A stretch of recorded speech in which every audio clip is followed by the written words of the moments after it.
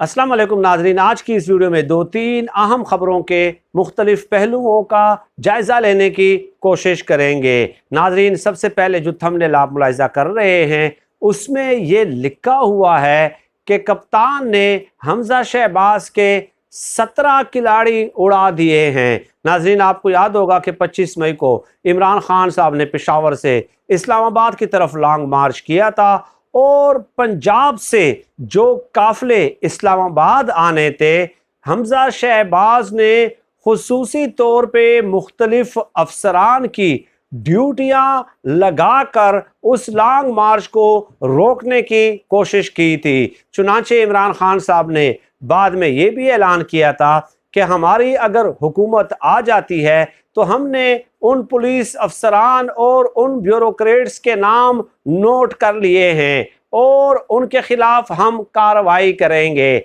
अब चूंकि पंजाब में यूं समझ लें कि तहरीक इंसाफ की हुकूमत आ गई है, परवेज इलाही साहब जो है वो वज़ीर आला पंजाब बन गए हैं। चुनांचे उन्होंने कोई सियासी इंतकाम तो नहीं लिया, लेकिन कई अफसरान के तबादले कर दिए हैं। तकरीबन 17 के करीब अफसरान के तबादले कर दिए गए हैं। और नाज़रीन, ये वो लोग हैं जिन्होंने 25 मई को रुकावटें डाली थी लॉन्ग मार्च के दौरान, और इसके अलावा 17 जुलाई को जो इंतखाबात हुए थे उसके दौरान भी इमरान खान साहब को ये शिकायत थी कि इन ब्यूरोक्रेट्स ने धांधली करने की कोशिश की है। तो कलेक्टिवली ये दोनों के नाम, चंद नाम मैं आपकी खिदमत में पेश करता हूँ। हमजा शहबाज के ये 17 खिलाड़ी हैं जो कि कप्तान ने उड़ा दिए हैं। पहला नाम है इमरान महमूद साहब। ये सरगोदा के पुलिस ऑफिसर हैं, इनका ट्रांसफ़र कर दिया गया है। इसके अलावा फ्लाइट लेफ्टिनेंट वसीम अहमद खान,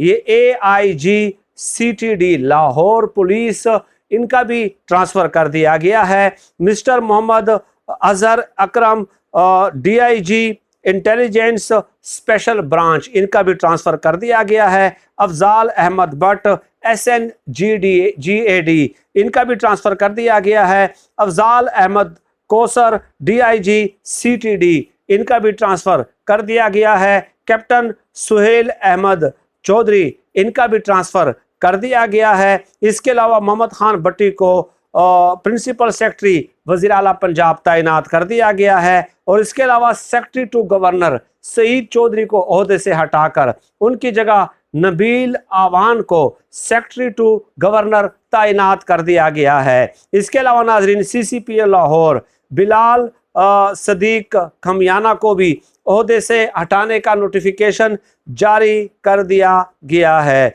इन्हें IB में रिपोर्ट करने का हुक्म दिया गया है। इसके अलावा RPO गुजरावाला डॉक्टर आबिद के भी तबादले के कई इम्कानात मौजूद हैं। बिलाल खमियाना जो थे, इन्हें हमजा शहबाज ने CCPO लाहौर लगाया था और 3 महीने तक ये इस ओहदे पे बराजमान रहे हैं। वज़ीर आला पंजाब चौधरी परवेज इलाही ने इनके ट्रांसफ़र कर दिए गए हैं। मुख्तलिफ महकमों में उन्हें भेज दिया गया है, ट्रांसफ़र पोस्टिंग की गई है। यहाँ तक जो है ना, इमरान खान साहब के ऐलान पे अमल दरामद हमें देखने को मिला है। ये एक खबर थी। ये 17 खिलाड़ी थे तकरीबन, कुछ के नाम मैंने बता दिए हैं। तो 17 खिलाड़ी थे हमजा शहबाज के, जिन्हें कप्तान ने उड़ाना शुरू कर दिया है। अब नाजरीन, दूसरे हिस्से की जानिब आ जाते हैं कि देखिए, मैं नहीं कह रहा बल्कि नजम सेठी साहब, डेफिनेटली शरीफ ख़ानदान के साथ उनकी जो वफादारियां हैं वो अब अज़र मिन शम्स हैं, अब वो खुली हुई हकीकत है। चुनांचे नजम सेठी साहब ने एक तज्ज़िया किया और कहा कि देखिए, जब ये PDM वाले इक़्तिदार में आए तो इस्टेब्लिशमेंट की तरफ से इन्हें कहा गया कि मुल्क डिफ़ॉल्ट होने के करीब है, अगर आप मुल्क को नहीं संभालेंगे तो मुल्क डिफ़ॉल्ट हो जाएगा, मुल्क डिफ़ॉल्ट हो जाएगा तो अब आपकी सियासत नहीं रहेगी, हम भी नहीं रहेंगे।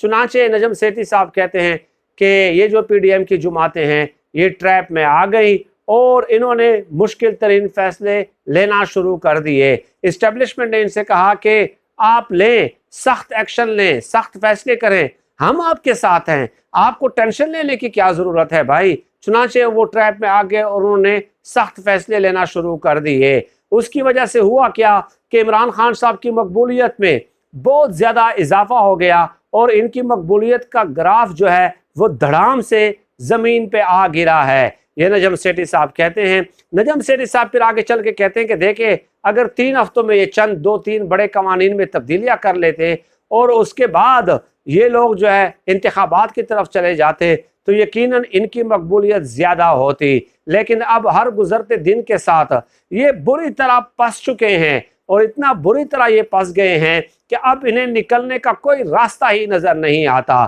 चुनांचे अब अगर अक्टूबर में इंतखाबात कराते हैं तो उस वक्त 80% सीटें जो हैं वो इमरान खान साहब जीत लेंगे। इतना इमरान खान साहब की मकबूलियत में इजाफा हो गया है। और दूसरी तरफ अगर ये अपना टेन्योर अगस्त 2023 तक मुकम्मल करते हैं तो उस वक्त तक ये इस पोजीशन में नहीं होंगे कि जिस स्टेज पे इमरान खान साहब महंगाई छोड़ के गए थे, यानी कि 150 रुपये पेट्रोल की कीमत थी, 13.6% महंगाई की शरह थी, आज 38% है। तो नजम सेठी साहब कहते हैं कि अगर ये टेन्योर मुकम्मल करते हैं तो ये महंगाई को उस स्टेज पे नहीं ला सकते जब इमरान खान साहब की दौरे हुकूमत में जितनी महंगाई थी।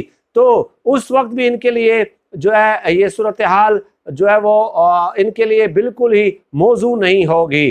चुनांचे अब नजम सेठी का दावा है कि ये अब फंस चुके हैं, चाहे 2023 तक ये इक़्तिदार में रहें, चाहे उससे पहले इलेक्शन हो, इस कदर बंद गली में ये फंस गए हैं कि अब इनके लिए इनकी सियासी ज़िंदगी का सबसे बड़ा ख़तरा इनको लाहक हो गया है। दूसरी तरफ नजम सेठी साहब ने यह भी दावा किया कि इस्टेब्लिशमेंट ने इनको वार्निंग दी है कि खामोशी से हुकूमत करो, वरना फिर क्या होगा, इमरान खान साहब हुकूमत में आ जाएंगे। इमरान खान साहब आप लोगों के साथ कंप्रोमाइज़ करने के लिए तैयार नहीं हैं, आपके साथ हाथ मिलाने के लिए तैयार नहीं हैं, आपके करप्शन केसेस को बंद करने के लिए तैयार नहीं हैं, आपको जेलों में डाल देंगे। आपके करप्शन की वजह से जो है आपके लिए जेलों के दरवाजे खुल जाएंगे। अगर आप खामोशी से हुकूमत नहीं करते तो ये होगा कि इमरान खान साहब जब आएंगे तो आपकी फिर खैर नहीं है, आपका बदतरीन एहतसाब होगा, बल्कि आपका एहतसाब होगा। यहाँ तक इनको कहा गया है। चुनांचे आप देख लें कि इनके लहजे में अब सख्ती नज़र आ रही है।